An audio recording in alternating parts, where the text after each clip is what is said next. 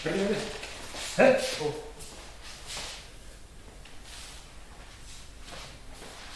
कर दी कर दी क्या?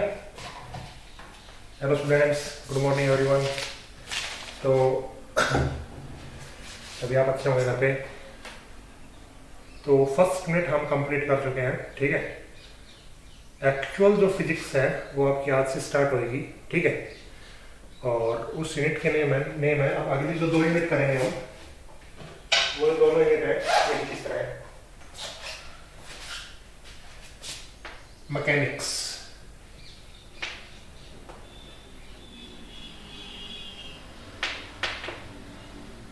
ठीक है।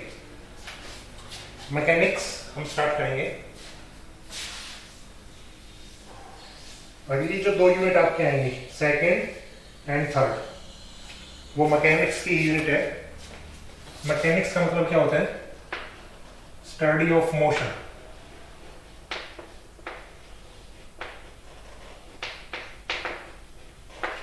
स्टडी ऑफ मोशन, इसमें 2 पार्ट है।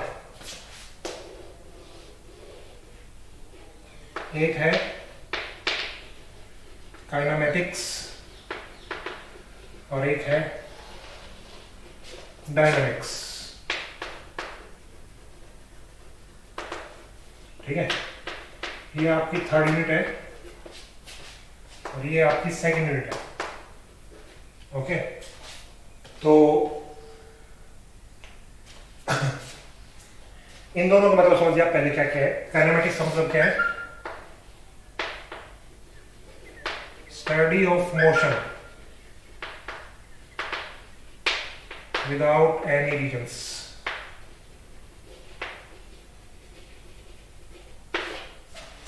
इसका मतलब होता है स्टडी ऑफ मोशन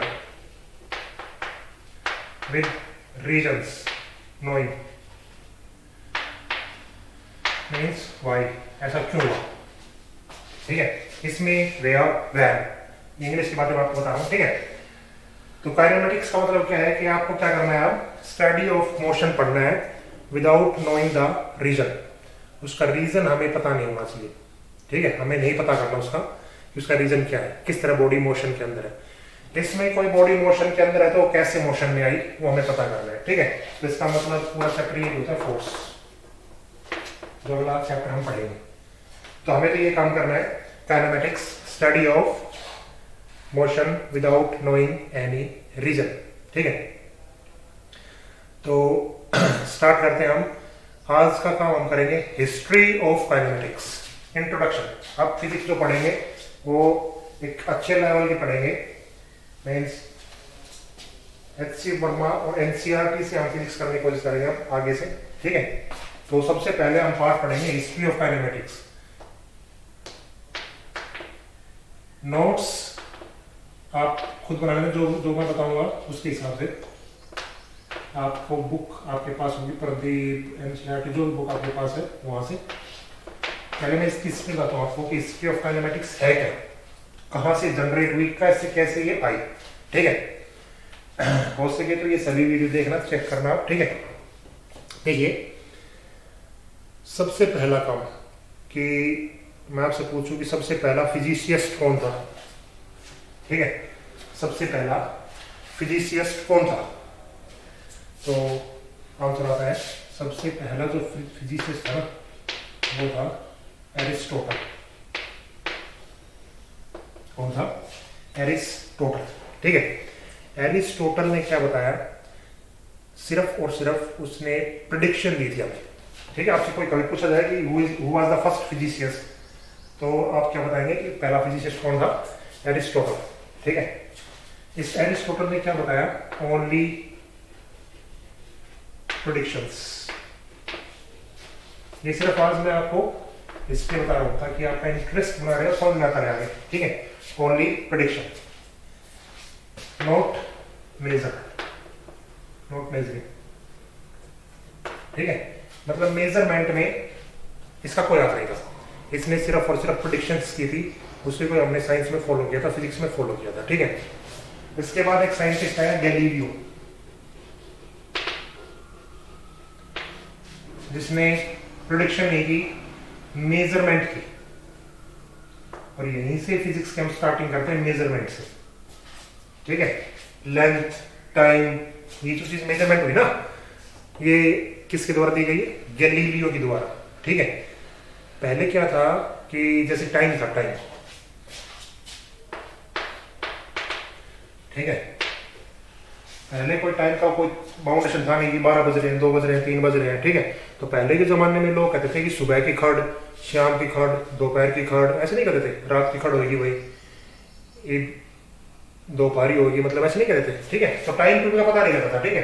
तो टाइम का कैलकुलेशन करना इसलिए बताया, टाइम का एक फॉर्मूला दिया इसने, उसने एक अपना ऑब्जर्वेशन किया इस तरह से, यहाँ पे एक बोर्ड रखी, 1 2 3 4 2, इस तरह इसने एक बोर्ड पे स्टे किया और अपनी पल्स को, ठीक है, किस तरह मेजर किया इसने? पल्स रेट क्लॉक से, जैसे बहुत ऊंचा है प्लस पल्स से, ठीक है। उस पल्स से इसने क्या चेक किया? इसने चेक किया कि कोई बॉल को जब हम छोड़ते हैं, ठीक है, तो जो उसका डिस्टेंस है वो डायरेक्टली प्रोपोर्शनल टी स्क्वायर होता है। मतलब पहली बार वो 1 पे रुकती है जब उसका पल्स खत्म होता है, दूसरी बार जब पल्स रेट खत्म होती है तो 4 पे जाकर रुकती है, ठीक है। 4 हम उसका देखते हैं, मेजरमेंट उसका 4 है। तीसरी बार हम देखते हैं तो 9 पे जाकर रुकती है। तो इस तरह गैलीलियो ने एक ऑब्जर्वमेंट की, ठीक है, कि जो डिस्टेंस होता है ना वो डायरेक्टली प्रोपोर्शनल किसके होता है? टी स्क्वायर के। और यही हम आगे पढ़ते भी हैं। देखो S is equal to UT plus में हाफ ए टी स्क्वायर। तो इसमें जो एस है किसके डायरेक्टली प्रोपोर्शनल है? ठीक है, डायरेक्टली प्रोपोर्शनल है, ठीक है, टी स्क्वायर, ठीक है। तो इस तरह हमने टाइम टू इनकी मेजरमेंट की, ठीक है। उसके बाद इसमें क्या आता है वो सुनिए अब ध्यान से। ये तो मैं बेसिक्स आपको बता रहा था कि गैलीलियो ने हमें मेजरमेंट दी टाइम की, लेंथ की, ठीक है। इसके बाद हम पढ़ते हैं कि रेस्ट एंड मोशन क्या चीज है। रेस्ट एंड मोशन क्या चीज है? देखो ये भी ऑब्जर्व किया जब हमने, ठीक है, तो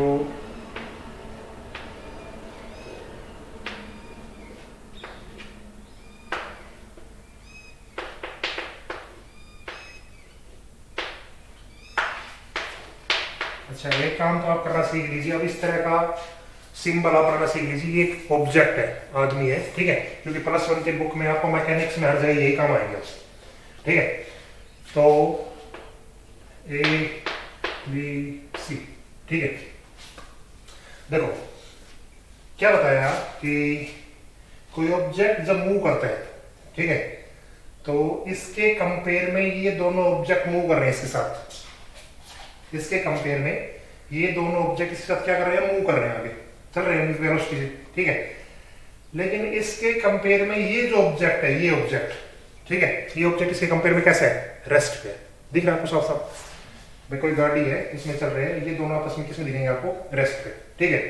तो यहां से एक रिलेटिविटी का प्रोसेस आया। ये मैं टॉपिक नहीं कर रहा अभी, ठीक है। यहां से एक रिलेटिविटी का प्रोसेस आया, ठीक है। उसके बाद इस रिलेटिविटी को किसने मेजरमेंट किया? आइंस्टीन ने,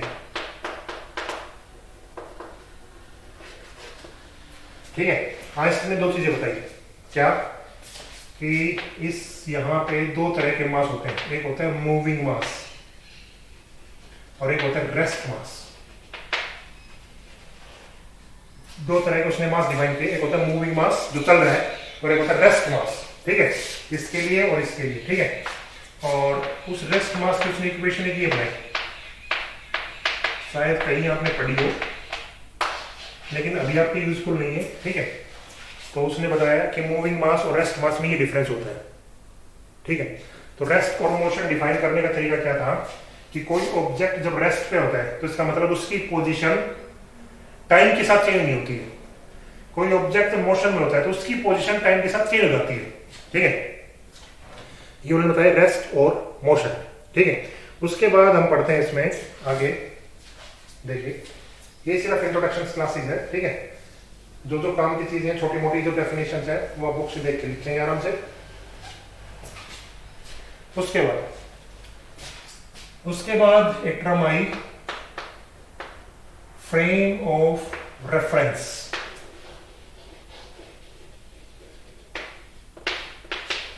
फ्रेम ऑफ रेफरेंस, ठीक है। फ्रेम ऑफ रेफरेंस का मतलब क्या होता है? ऑब्जर्वर।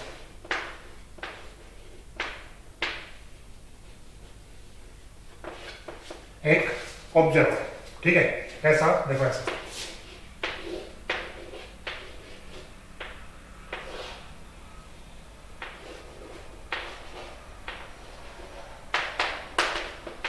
डेफिनेशन आप उसको देख लीजिए, मैं बता देता हूं आपको, ठीक है। ये इसके हाथ में एक क्लॉक बनी हुई है, ठीक है, राखी नहीं, क्लॉक, ठीक है। तो फ्रेम ऑफ रेफरेंस का मतलब क्या होता है कि एक ऐसा ऑब्जर्वर, ठीक है, जिसके एक हाथ में क्लॉक बनी होती है और एक हाथ में इसकी पोजीशन होती है, ठीक है। जिस भी पोजीशन में चलना चाहेगा, ठीक है, एक्स वाई और जेड पे टी टाइम में, ठीक है, उसको हम कहते हैं फ्रेम ऑफ रेफरेंस, ठीक है। दो तरह के फ्रेम ऑफ रेफरेंस होते हैं, इनर्शियल फ्रेम ऑफ रेफरेंस और non inertial frame of reference. ये डिस्क्राइब किए थे न्यूटन ने कि इनर्शियल कौन सा फ्रेम होगा और नॉन इनर्शियल कौन सा होगा। तो ये हम तीसरी यूनिट में जाके पढ़ेंगे फोर्स में कि इनर्शियल कौन सा होता है जो फर्स्ट लॉ को फॉलो करता है, नॉन इनर्शियल कौन सा होता है तो सेकंड लॉ को फॉलो करता है। इस तरह दोनों लॉ को फॉलो करते हैं वो, इनर्शियल और नॉन इनर्शियल, ठीक है। तो this is frame of reference. क्या होता है कि कोई भी ऑब्जर्वर है, उसके पोजीशन जो भी चेंज हो रही होगी X Y Z T time के अंदर, और उसने एक क्लॉक अपने हाथ में रख रखी होगी वो, ठीक है। जैसे कनीना से घोड़ा आपको जाना है, ठीक है, तो घोड़ा चला जाता है तो हम कह देते हैं कि भाई कनीना आने वाला है, ठीक है। तो इसका मतलब ये नहीं घोड़ा चला गया, तो इसका मतलब ये नहीं घोड़ा चल रहा है, ठीक है। तो ये चीजें इसमें हम देखते हैं ऑब्जर्वर में कि ऑब्जर्वर ने क्या क्या ऑब्जर्व किया, ठीक है। इसको हम कहते हैं फ्रेम ऑफ रेफरेंस। उसके बाद जो चीजें आती हैं उसको ध्यान से देखिएगा।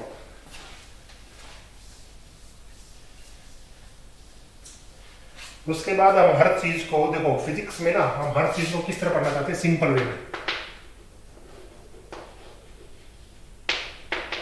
जितना भी सिंपलेस्ट वे होगा ना उसको हम इसमें पढ़ना चाहते हैं, सिंपलेस्ट वे में। बिल्कुल देखो, सिंपलेस्ट वे में किस तरह पढ़ेंगे? सबसे पहले हमने क्या काम किया? मोशन का हमने एक डेफिनेशन बनाया कि कोई भी ऑब्जेक्ट जब अपनी पोजीशन चेंज करेगा, जैसे मैं अपनी पोजीशन चेंज करता हूं, ठीक है, टाइम के साथ, ठीक है, तो उसको हमें मेजर करना है, ठीक है। तो उसको मेजरमेंट करने का तरीका क्या है? तो इसके लिए हमने एक सिंपल तरीका और देखा, उस तरीके को हम कहते हैं पॉइंट ऑब्जेक्ट। उस तरीके को हम क्या कहते हैं? Point object. मतलब हम क्या पढ़ना चाहते हैं? हम हर चीज को बहुत आसान करके चलना चाहते हैं, ठीक है। ये पॉइंट ऑब्जेक्ट क्या था इसको आप ध्यान से देखिएगा। मान लेते हैं कोई रेलगाड़ी है, ठीक है, 200 मीटर लंबी है, कितनी मीटर लगा कोई दिक्कत नहीं है, ठीक है। तो जब ये चलेगी, ठीक है, तो इस ऑब्जेक्ट को, जैसे जो भी बड़ी बड़ी कारें होती है, उन ऑब्जेक्ट्स को हम क्या मानते हैं? पॉइंट ऑब्जेक्ट मानते हैं। क्यों मानते हैं? इसलिए मानते हैं कि इससे हमारी जो कैलकुलेशंस है, ठीक है, उसमें डिफरेंस क्रिएट हो जाएगा। कार के लिए देखेंगे, ट्रक के लिए देखेंगे, रेलगाड़ी के लिए देखेंगे, सभी के लिए कैलकुलेशन में क्या हो जाएगा? डिफरेंस हो जाएगा, ठीक है। क्यों हो जाएगा? क्योंकि इनकी डायमेंशंस अलग अलग होती है सभी की, ठीक है। तो इनकी डायमेंशंस अलग अलग होंगी तो इनके मेजरमेंट भी अलग अलग होंगे सभी के लिए, ठीक है। तो इसलिए हमने फॉर सिंप्लिसिटी के लिए हमने क्या काम किया? इस अर्थ के अंदर जो भी ऑब्जेक्ट्स है, जैसे अर्थ है, अर्थ को भी हमने क्या मान लिया? पॉइंट ऑब्जेक्ट मान लिया। इस रेलगाड़ी को हमने क्या मान लिया? पॉइंट ऑब्जेक्ट मान लिया, ठीक है। जब ये मूव कर रही होंगी लंबी डिस्टेंस पे as compare to its dimension, ठीक है, ये मतलब इनकी डायमेंशन बहुत बड़ी ना होके, ठीक है, तो इनको हम क्या मान लेते हैं? पॉइंट ऑब्जेक्ट, ठीक है। तो कोई भी जैसे भी आप आदमी रखेंगे तो भी वो भी कैसे मानेंगे आप? Point object. रेलगाड़ी भी कैसे मानेंगे आप? पॉइंट ऑब्जेक्ट, ठीक है। तो ये पॉइंट ऑब्जेक्ट आपको समझ में आया क्या है? हर एक ऑब्जेक्ट को आप किस तरह मानेंगे? पॉइंट के रूप में मानेंगे, ठीक है, as compare to its dimensions, length, ठीक है, साइज, ठीक है। ये इनके पर्टिकुलर कंडीशंस है, ठीक है। इसके बाद हम देखते हैं कि भाई हमें पॉइंट ऑब्जेक्ट कितनी चीजों में देखना है, ठीक है। तो यहीं से हमारे टॉपिक की स्टार्टिंग में होती है, ठीक है। पॉइंट ऑब्जेक्ट इन डायमेंशंस, ठीक है। तो 3 तरह की डायमेंशन हम यूज करते हैं, 1 डायमेंशन, 2 डायमेंशन एंड 3 डायमेंशन, ठीक है। 1 डायमेंशन, 2 डायमेंशन एंड 3 डायमेंशन, ठीक है। तो इस चैप्टर में हम सिर्फ और सिर्फ किस डायमेंशन की बात करेंगे, 1 डायमेंशन की, ठीक है। होते क्या देख लो, 1 डायमेंशन का मतलब ये होता है कि कोई एक ही डायरेक्शन के अलोंग चले, एक्स डायरेक्शन के अलोंग चले, ठीक है। जैसे रेलवे ट्रैक होते हैं, नाली होती है, नाली देखिए आपने, ठीक है, वो बिल्कुल सीधी चलती है, एक एक्सिस के अलोंग चलती है, तो उसको हम क्या कहते हैं, 1 डायमेंशन, ठीक है। 2 डायमेंशन, 2 डायमेंशन जैसे कोई भी इंसेक्ट है, कीड़ा है, वो किसी भी फर्श पे चल रहा है, ठीक है, तो कहीं भी चल सकता है लेकिन उड़ नहीं सकता, तो वो कौन सी डायमेंशन में, 2 डायमेंशन में, ठीक है। पतंग हो गई, ठीक है, चिड़िया हो गई, काफी सारी चिड़िया है, ठीक है, वो किस डायमेंशन में रहेगी, 3rd डायमेंशन में, ठीक है। लेकिन हमारा मोटिव क्या है, 1st डायमेंशन पढ़ना है यहाँ पे, 1 डायमेंशन, ठीक है। इस चैप्टर के अंदर हम 1 डायमेंशन पढ़ेंगे, अगले चैप्टर के अंदर हम पढ़ेंगे 2 डायमेंशन, प्रोजेक्टाइल मोशन, ठीक है। तो इसके बाद हम क्या देखना चाहते हैं, आप देखो आगे, इसके बाद हम देखना चाहते हैं कि जो ग्रीक्स थे, ग्रीक्स,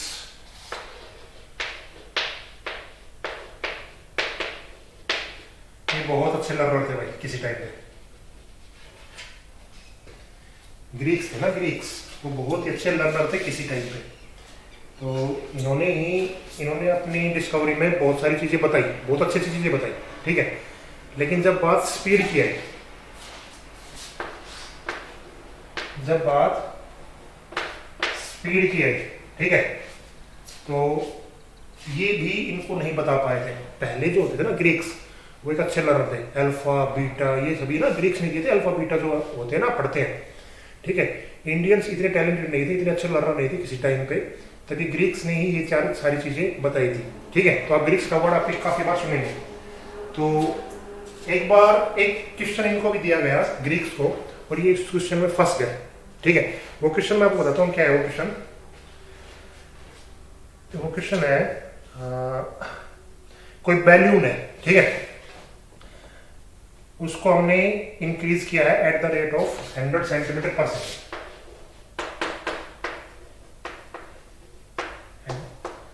ठीक है। इस रेट पे हमने इंक्रीज किया इसको, ठीक है। मतलब ये है dv/dt, इस तरह का है, ठीक है। और उसकी स्पीड को हमें निकालना है, इंक्रीजिंग स्पीड की, जब उसका वॉल्यूम 100 सेंटीमीटर क्यूब हो जाएगा। मतलब इस तरह का क्वेश्चन उनको दिया गया, ठीक है। इस क्वेश्चन में ग्रीक्स लोग क्या हुए, फंस गए, उनको समझ में नहीं आया कि क्या स्पीड, ये जो स्पीड नाम आया है,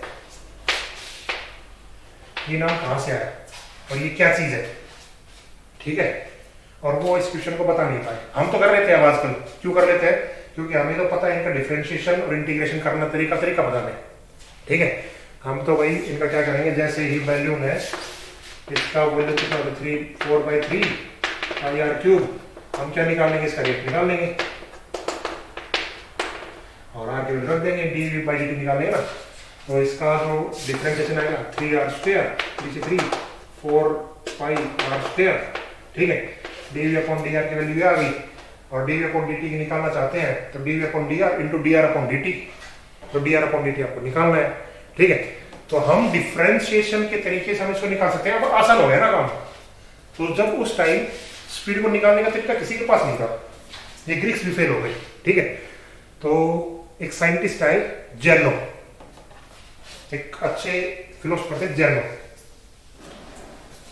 आज की इंट्रोडक्शन क्लास हम फिर यहीं से खत्म करते हैं, जेनो से।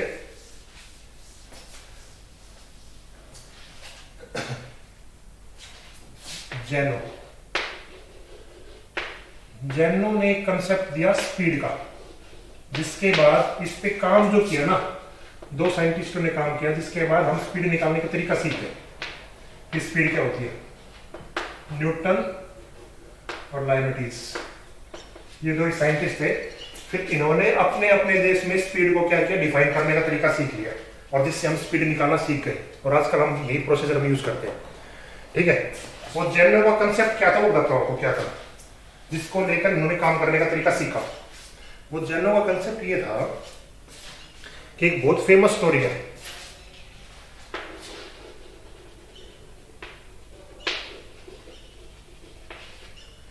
ठीक है, एक बहुत फेमस स्टोरी है रैबिट एंड टॉर्टोइज की,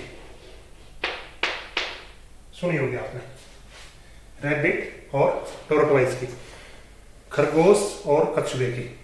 तो आपने उसका रिजल्ट भी सुना होगा कि उसका रिजल्ट क्या था कि खरगोश सो जाता है और कछुआ क्या हो जाता है, जी जाता है, ऐसा सुना है ना आपने, ठीक है।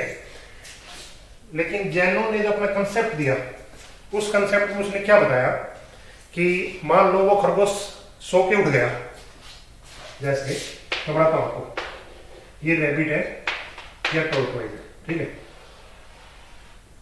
ये रैबिट सोया ही नहीं मान लेते हैं, ठीक है, और इन दोनों के बीच का जो डिस्टेंस है वो 1000 मीटर का है। इन दोनों के बीच का जो डिस्टेंस है वो कितना मीटर का है, 1000 मीटर का है, ठीक है। और रैबिट जो है वो टॉर्टोइज से 10 गुना तेज चल रहा है। पहले हम क्या करते हैं 10 गुना, 5 गुना, 6 गुना, ये इस तरीके से हम स्पीड को निकालते थे, ठीक है। तो ये इससे 10 गुना तेज चल रहा है टॉर्टोइज से, ठीक है। तो जब रैबिट, सुनो एक बार अच्छी तरह सुनो, ठीक है, जब रैबिट यहां पे आएगा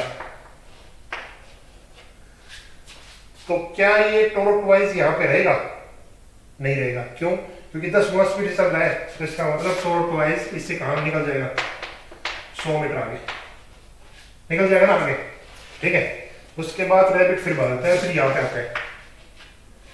अब टॉर्टोइज यहां पे रहेगा, अब भी नहीं रहेगा, अब कितने मीटर चला जाएगा, 10 मीटर पे, 10 गुना तेज चल रहा है, ठीक है।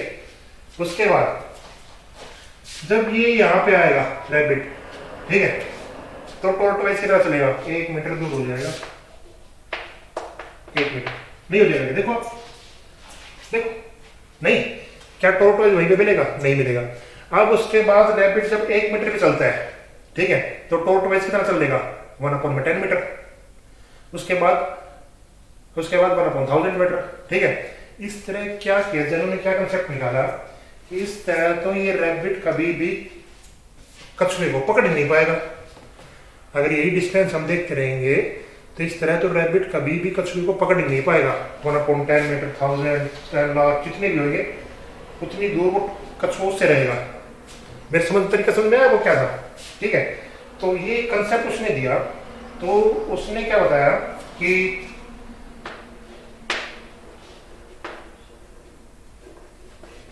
इस रैबिट को, या अपनी तरफ से उसने तो फिलॉसफी बताई कि किसी भी बॉडी को, ठीक है, उस तक पहुंचने के लिए हमें किस टाइम से गुजरना पड़ता है, इनफाइनाइट टाइम से। वो टाइम हमें नहीं पता, अब ये टाइम हमें नहीं पता किस टाइम तक हम इसको एक दोनों को साथ देख पाएंगे, ठीक है। तो इस चीज को देखते हुए, इनफाइनाइट टाइम को देखते हुए, इन दोनों ने, न्यूटन और लाइबनिज ने, ठीक है, एक कंसेप्ट बनाया, और उसी कंसेप्ट को हम कहते हैं स्पीड। और उसका काम हम करेंगे नेक्स्ट लेक्चर में, कि स्पीड क्या होती है, क्या चीज स्पीड होती है, ठीक है, किस तरह हम देखेंगे।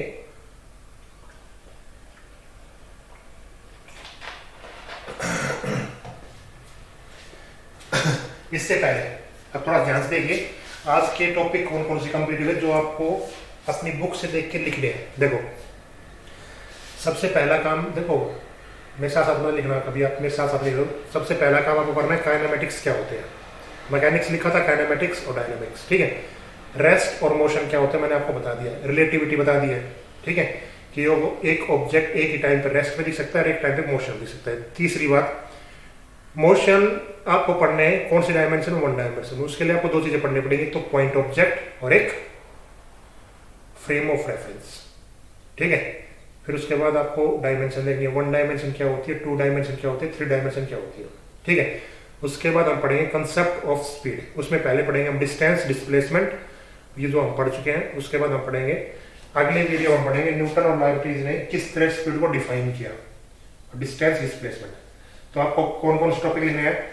फर्स्ट में काइनेमेटिक्स क्या होती है, rest, motion, point object, frame of reference, और 1 डायमेंशन, 2 डायमेंशन, 3 डायमेंशन। यहाँ तक काम आपको करना है और चेक करवाना है मुझसे कल आपकी जूम ऐप पे एक वीडियो बनेगी डाउट सेशन की, और कुछ एक बातें जो आपको